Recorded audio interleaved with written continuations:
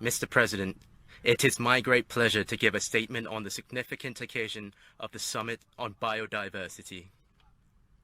At present, we are facing a global crisis regarding the decline and loss of biodiversity in all areas, mostly as a result of humans and climate change. This challenge has impacts on every life. Thailand is one of the most highly biodiverse countries in the world. Unfortunately, human activities such as land encroachment and the overexploitation of natural resources for economic purposes have led to biodiversity loss.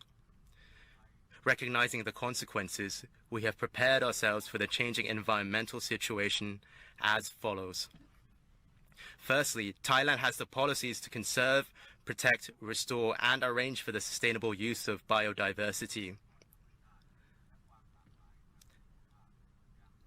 as well as integrate biodiversity issues into the Constitution.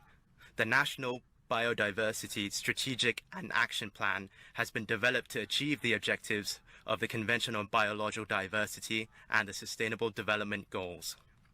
Secondly, Thailand emphasizes the importance of all stakeholders, including the private sector and civil society, as a key to success, and promotes a whole-of-government approach at all levels to overcome the biodiversity loss and encourage sustainable use.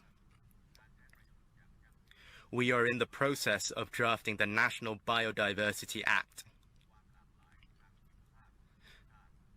Thirdly, we have learned from COVID-19 that when people keep their distance from nature, nature and the ecosystem can recover themselves. So, Thailand is preparing the annual plan to temporarily close the national parks in the country for 3 months each year.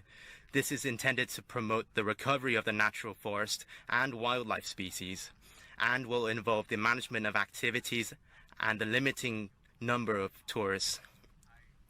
Moreover, Thailand is launching the Biocircular Green Economy model, which is expected to distribute fair and equitable income, reduce the inequalities in access to natural resources, and encourage people to live in harmony with nature. Finally, the Royal Thai government reaffirms that we will maximize our efforts to solve the biodiversity problems and call for all countries to work together to conserve our biodiversity and the environment through multilateral processes. I hope that the negotiations of the post-2020 Global Biodiversity Framework can be successfully concluded next year, to be the framework to protect our biodiversity for the present and future generations.